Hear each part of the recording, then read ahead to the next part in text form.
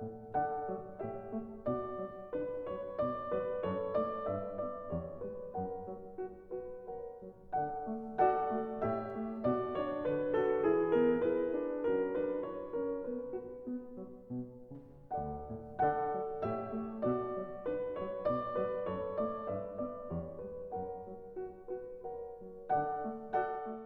I would like to begin with a few words about this period in medieval history that is often referred to as the 12th century Renaissance.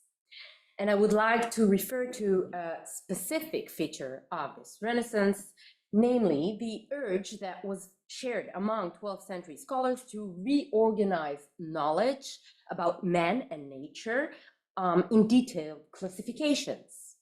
An entire new library of Greek and Arabic science became available in Latin during this period, and scholars were preoccupied with explaining how it fits into their existing learning traditions. So this is a relatively famous classification from around 1130 by Hugo Saint-Victor, and this is from around 1110. By the second quarter of the 12th century, this effort to reorganize and classify knowledge penetrated the study of the soul too, as scholars began dovetailing the different learning traditions about the soul's powers or faculties, the potentiae, vires, virtutes, everything, all these terms existed at this time. So this is an example of how their complex classifications were illustrated later on, usually to simplify their memorization. And this is how it looks when a 20th century scholars tried to navigate his way through these different models of classification, which were highly complex. This is what I demonstrate here. This classification trend became known in research as the nurse of a new science of the soul, commonly named faculties psychology or philosophy of the mind. What I would like to do today is to look at them as the nurse of another kind of science, whose focus was not the soul but the body. Specifically, I would like to turn your attention to a group of physicians who at that particular moment in history tried to draw these classifications away from their spiritualistic and religious foundations towards a new materialistic sphere of discussion named physiology. This group of physicians, often associated with the school of Salerno in southern Italy, is well known in research. Scholars agree they were responsible for laying the foundations of learned medicine in the Latin West by elaborating a sophisticated commentary tradition, and this is basically what we have left from it. What has remained unnoticed thus far is that this group of scholars was deeply engaged in the study of the soul and its physical mechanisms. The book I'm currently writing on this group of physicians presents them as the protagonists of a new science of embodiment in the Latin West. It shows how, beginning in the mid-12th century, their teachings on the body-soul nexus became longer, richer, and more sensitive to classical and contemporary learning traditions on divine creation. It argues that by fusing these learning traditions into medical teaching, they established new models for conceptualizing the body-soul nexus, and that in doing so, they paved the path for a new materialist perception of the psychosomatic nature of men. What I will offer you today is a glimpse into the 12th century notion of embodiment. And when I'm saying embodiment, I'm referring specifically to the act of turning something incorporeal and imperceptible, like the human soul, into a concrete and perceptible mechanism within the human body. Rather than thinking of embodiment as an act that consists of identifying the organ of the soul, or organs of the soul in the body, like Aristotle did with the heart and Galen with the brain, or with the liver and the heart as well, I suggest considering the 12th century as a period of evolution in this domain. My principal argument will be that the more we advance in time, the more detailed and complex become these physicians' notion of embodiment, and the more oriented towards explaining psychosomatic pathologies. As we will see, their discussions on the body-soul nexus tend to begin with one of these classifications that we saw above, But they were not merely trying to see how they fit into their medical teachings. They gave these classifications a physical dimension and a practical purpose.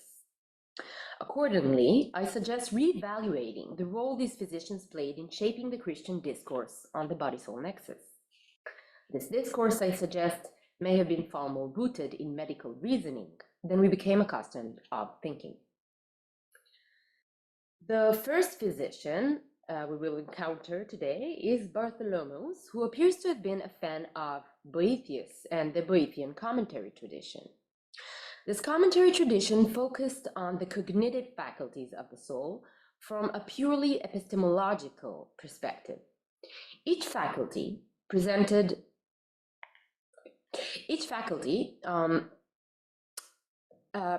one stage in the cognitive process, and in each stage the soul was said to become one step closer to the purest form of contemplation, which bordered the world of divine beings, that is, the intellectus. So sensus was the lowest faculty by which the soul perceives the material world. Then there was imagination, the faculty of abstraction, ratio, the faculty of discernment, and intellect, the faculty of pure contemplation. In some cases, the lower faculties, now what I said thus far also exists in Boethius' own writing, but in the 12th century, the lower faculties were also assigned with specific organs or parts within the body. Charterian authors, for example, from the school of Chartres, specified, or Paris, depending on who you're asking, specified that sense perception was operated within the sense organs, the eyes, the ears, for example, mostly the eyes and the ears, and located imagination and reason in the front and middle parts of the brain. Their language reflected the language of contemporary medical commentaries. They used the term cellula fantastica for the front part of the brain and cellula rationalis for the middle part of the brain. They also argued that in each level of perception, the soul uses a different instrument. It uses a thick form of air in the eyes and the ears, a subtle or thinner form of air in the front ventricle of the brain, and the most subtle form of air in the middle ventricle, whereas intellect used no instrument at all. What Bartholomeus did is that he implemented this theory of faculties, which was already slightly embodied, into a detailed analysis of their material setting and elaborated it to include a new faculty, that of emotions. To understand how he did that, I want you all to take a look at this diagram of the brain and the ocular system, which circulated in the 12th century in a text named Historia Incisionis, next to other images that you can see around it. So I'm referring to the last one circled in red. This is the diagram in full, with a transcription of the Latin titles accompanying it. This diagram was not copied a lot in the Middle Ages, possibly because of its geometrical method of representation, which had little to do with what we imagine as the anatomy of the brain. It used triangles, squares, and stripes to represent physical organs, like reason, that is situated here in the two diamonds there. I don't have that. You have the pointer over there. You can use that. Oh, yeah. How do I use it? I'm sorry. It's a red button? Yeah, it should. Let me see. Yes. Great. So we have reason here in these two diamonds and memory in these four triangles, which you may wonder why 4 white triangles, etc. And imagination is located here in this red stripe. These famous, okay, so this is what we have in this 12th century image, and these famous images from Sudhoff's collection of brain illustrations, which you may know were more widespread effectively, and this is what we usually imagine when we think of brain illustrations in the Middle Ages. But the geometrical shapes in this image are a bit misleading. They look like a flowchart, but when you flip it upside down and compare it to modern illustrations of the optic tracts, the image emerges, in fact, as much more realistic than the head diagrams from Studhoff's collection. So these are modern illustrations of a horizontal cut of the brain and of the ocular system. And here you can see the 4 ventricles of the brain represented in the contemporary illustration with the diamonds of reason. Just a second, it did not move. Oh, here. This is what I want to show you now. So this is the anterior view of the brain. And here you can see what can be considered as the diamonds, the red stripe, and memory below. And what I think that happened here actually is that this image is in fact a 2-dimensional composition of 2 different views of the brain, the anterior and the horizontal, that were like folded horizontally or flattened into one viewpoint of the brain like this. And I find this comparison either way, whether this is the case or not, it is interesting because it stresses the difference between the kind of embodiment that theologians and philosophers imagined, which was limited and indicative at best, and could only be illustrated as a flowchart, as this flowchart. And it stresses the difference between that and the one that 12th century physicians had, which was far closer to what the brain system actually looked like. So we have here a much more concrete level of embodiment to begin with, and Bartholomeus elaborates it even further. Building upon an early medieval tradition, he argues that each part of the brain contained a different amount of air and brain matter. I just need to go back here for a second. Each part of the brain contained, each ventricle contained a different amount of air and brain matter, which could be white matter, gray matter, doesn't really matter, according to its function. The lateral ventricle, from which the optic nerve stretched towards the eyes, contained a large quantity of air because air was more receptive to the imprint of sensory stimuli. He named this imprint emotio or patio cerebri, a cerebral motion or passion, referring in all likelihood or imagining in all likelihood a movement that they induce in the air that filled this ventricle. So it's a bit like the way we imagine sound waves and how they move the air in our ears by producing small vibrations. The middle ventricle of the brain contained a small quantity of air and a large amount of brain matter. He explains why, and so forth. There were 3 ventricles. On these concrete observational foundations, Bartholomeus could now speculate on how the other cognitive-related operations were set out in the body, such as emotions. At the time Bartholomeus wrote his medical commentaries, most Latin scholars tended to associate emotions with the heart, not with the brain. The heart was understood as the organ in which they find expression in the body and as a kind of proxy of the soul's thoughts and desires. For Bartholomeus, the heart was an instrument that completed the cognitive activity that began in the brain. He argued that in certain stimulating situations, the movement of air produced in the front ventricle of the brain, the seat of imagination, reached the heart through the arteries.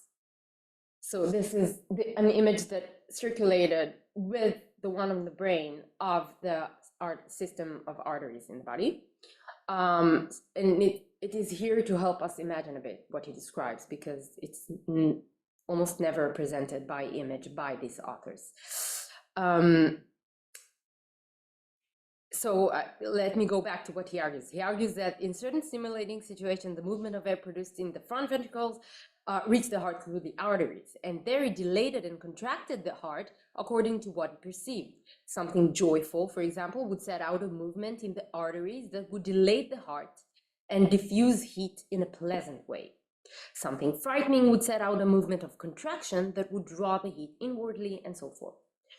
And this idea may seem marginal when compared to the elaborate theories written on emotions by contemporary monastic authors such as Cistercian and Victorian authors. Bartholomeus mentions here a very specific type of emotional reaction involving no judgment and no decision-making. He never mentions and he has an entire theoretical grounding for that, he never mentions reason in this context and never mentions decision-making in this context. And basically what he describes is a movement of air that goes directly from imagination to the heart, a bit like we imagine a fight or flight response or an animal instinct today. But the way he linked the heart to the material setting that he established for human cognition was groundbreaking. It was the first attempt made by a Latin scholar to conceive a holistic, unified physiological mechanism to explain how the body converts mental images into physical reactions. And it did so based on a holistic perception of man as an ensemble of psychophysiological mechanisms: the brain and the ocular system, the heart, and most importantly, the artery system that linked all of these organs together. This theory and its new physiological dimensions lay the foundation for some considerable developments in the following decades. One of them was the new focus given to spirits as body-soul mediators. As is well known, spiritus or pneuma in Greek was a key concept both in medieval and Hellenistic physiology. According to a widespread theory emanating from the writings of the early anatomists, there were three spirits circulating in the body and operating its various functions: an animal spirit in the brain, a vital spirit in the heart, and later on there was added a natural spirit in the liver. Early adaptations of this theory in the Latin West suggest that the term spirit induced some embarrassment among medical authors, likely because of its religious connotations, if you think about the spirit and flesh and the opposition between them. But approaching the 3rd and 4th quarter of the 12th century, the term begins to appear everywhere in medical writing, in the singular, in the plural, both as a mediating substance between the soul and the body and as a physical component of the body. And a key figure in this change appears to have been Maus of Salerno, a renowned physician who taught medicine in Salerno in the last decades of the 12th century. Like Bartholomeus, Maus anchored his interpretation of spirit in a known philosophical tradition, that of Plato's Timaeus. Its focal point was a passage in the Timaeus that described how God forced the union between the divisible and indivisible components of the universe by blending them together with a third, mediating substance that he created for this purpose. It is usually translated in Latin to a third kind of genus, okay? And this is a standard illustration of this passage of the Timaeus from the 11th century. I brought here, I removed the one from the 12th century, it doesn't matter. The important thing is that you can see here the Crater Platonis, okay, the Plato's mixing bowl, where he mixes the two substances together, the different and the indifferent, the same and the different, and the indivisible and the divisible. And the mixture is represented with these three interconnected circles.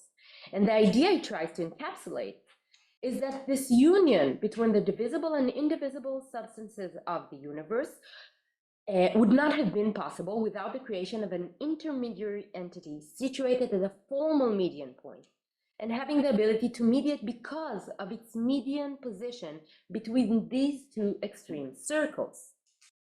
And this idea that regards the universe and the world soul, not man, in Plato's Timaeus, this idea underlies Mao's discussions of the spirits from beginning to end.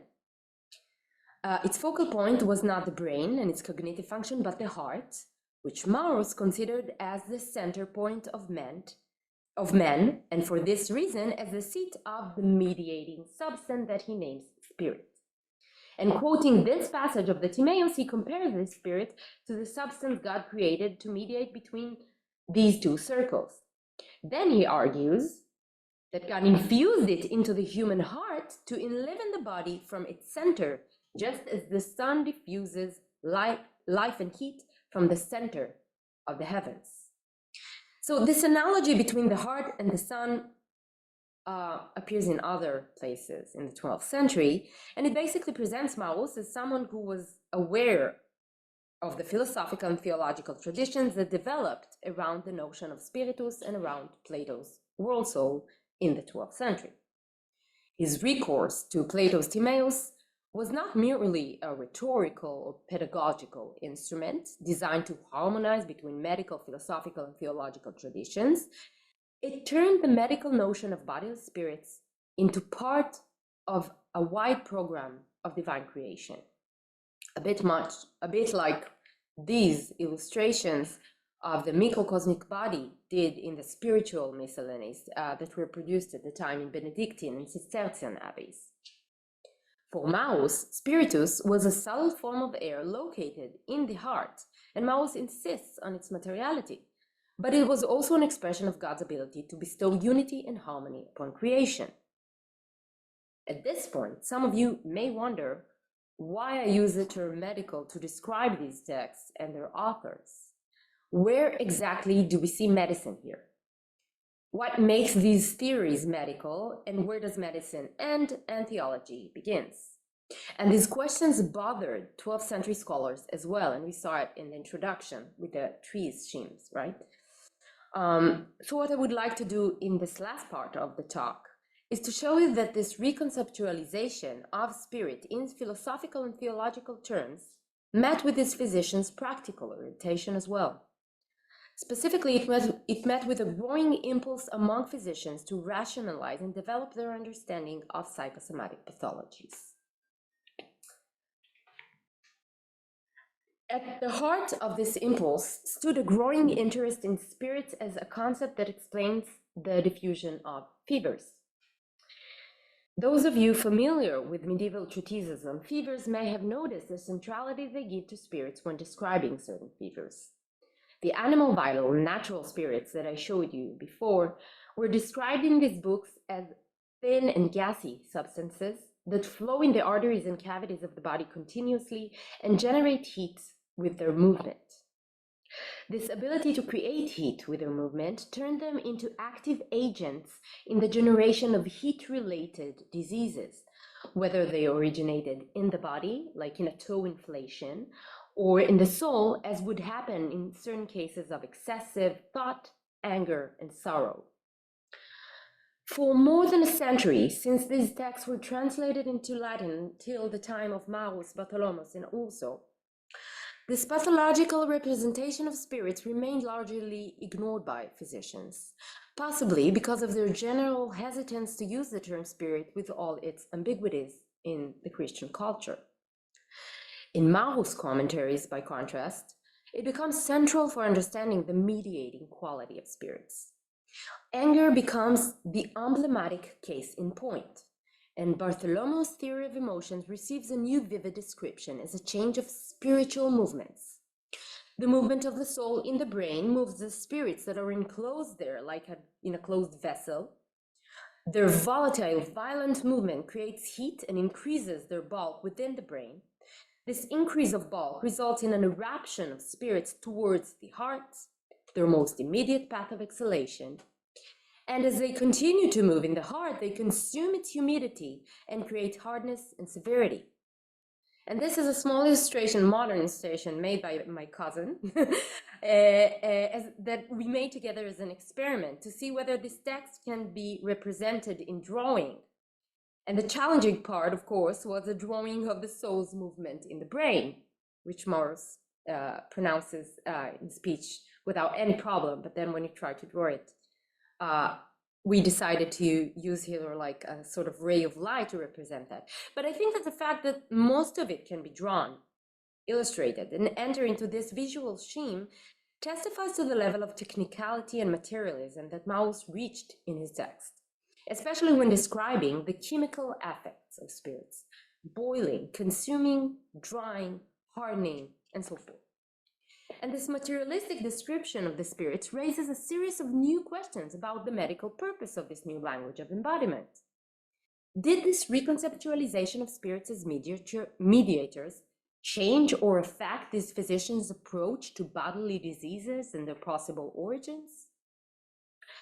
basically, how did they diagnose and treat fevers that originated in a substance that God poured into the human heart to unite the soul with the body, like the word soul was united to the word body? And these questions cannot be answered without further research, of course. But the last author that I would like to discuss provides a thread of an answer that stresses how pertinent they actually are. This physician's name was Urso, and like Bartholomeus and Maus before him, his discussion included an elaborate classification of powers, followed by a description of their organs in the body. The interesting thing about Urso is that his main interest did not lie in assigning powers to organs, but in the symptoms and pathologies induced by the spirits that circulated between these organs. He lists about 20 cases of psychosomatic pathological reactions to perceived threats and temptations, and describes how the spirits circulating in the body generate them. Sexual impotence, for example, was one of the possible symptoms of fear and anxiety, because the mere image of a threat within the brain would cause the spirits in the brain to communicate this image with their movement to the natural spirits, and this in turn would move more slowly and heavily in the blood vessels, weaken the body, and cause general impotence, including sexual impotence. And most of the symptoms and pathologies he described fall under the modern label of mental diseases or psychosomatic phenomena. I am talking here about symptomatic reactions to horrifying thoughts of being poisoned, murdered, or possessed by demons, about increased sexual desire, or of reduced appetite due to thoughts of loneliness and abstinence. But putting our modern terminology aside, the important thing is that also explains these phenomena using the same language as Maus, and with the same emphasis that Bartholomeus had given to imagination as a triggering movement of air. Can we go further and speculate that also diagnosed his patients by targeting their thoughts, their fears, and their desires rather than their bodies and complexions? Probably not. We cannot deduce anything about the way this theory infiltrated Urso's medical encounters and how, because we do not have any concilia from this period, and the Practica does not provide us sufficient information of these encounters. What we can say is that Urso was interested in elaborating the medical language of embodiment into a theory of healing. His list of cases and the picturesque language he uses to describe them suggests that he was closely familiar with the range of phenomena he described, that they were more or less common, and that he considered they required a particular attention and diagnosis. We are no longer talking here about an addendum to existing interpretations or about fusing different learning traditions, though he certainly does that as well. We're talking about a new approach to medical practice induced by a new anatomy of embodiment. Unfortunately, I'm arriving to the conclusion remarks now. Unfortunately, I cannot enter here into the historical significance of this anatomy of embodiment, or the science of embodiment, because this would require a thorough study of the Salernitane backdrop of late medieval theology, alchemy, physiognomy, and magic. And what basically happens in the 13th century, after Urso is writing, is what we name in medieval history the Aristotelian turn. And the Aristotelian turn, which brought in a new era in Christian thought for about 200 to 300 years, was accompanied by a very institutionalized distinction between fields of study, and medicine, theology, and philosophy became university faculties, each having its own proper curriculum and norms of scholarship of study. So if you just look at the mainstream writing during that later period of the 13th and 14th century, you may get the impression that this medical project basically failed. And it kind of failed until it reemerges reemerges a bit later during the Renaissance, along with the translation of new Galenic treatises, the recourse back to ancient Greek ideas, to Plato, and everything that happened then. And there are greater experts on this subject than I am. But so we have here a story of an attempt to create something new, then a failure, and then a reemergence of ideas, because a very specific circumstantial setting that took place in this particular moment in the 12th century. What I can offer here is an opportunity to rethink the role played by 12th century medical authors in forming this new language, as well as a certain chronology of development. This development was motivated by two seemingly opposing impulses. On the one hand, an impulse to anchor medical teachings in Christian cosmology and theology and spiritualism, and on the other hand, an impulse to define medicine as a distinct field of research with distinct scientific imperatives. 12th century physicians had a far greater familiarity with the anatomy of the body than we tend to consider, and a far greater interest in anchoring their teachings in perceivable phenomena based on experience and experiments. As far as anatomy was concerned, they did not perform experimental dissections on their own, okay, at least not as far as we know. The results of Galen's dissections were just much more authoritative in their view. But they were scientists in the modern sense of the term. They did not take these anatomical dissections for granted. They used them to challenge and reinvent contemporary teachings on the body-soul nexus. And they used their classroom and medical commentaries to experiment with new books, new theoretical models, and new learning traditions. The place given in this classroom to notions such as reason, will, choice, and fault, culpability, changed from one author to another. But the chronology I proposed here shows that the soul either way received an increasingly growing place in courses on Galenic physiology. This implied almost necessarily a rethinking of the ties that bound the medical universe to that of the theologian and the moralist. At the same time, it invited physicians such as Urso of Salerno to reconfigure the soul's place in medical pathology and stress the centrality of psychosomatic phenomena for grasping the multiple mechanisms of human physiology. Thank you very much.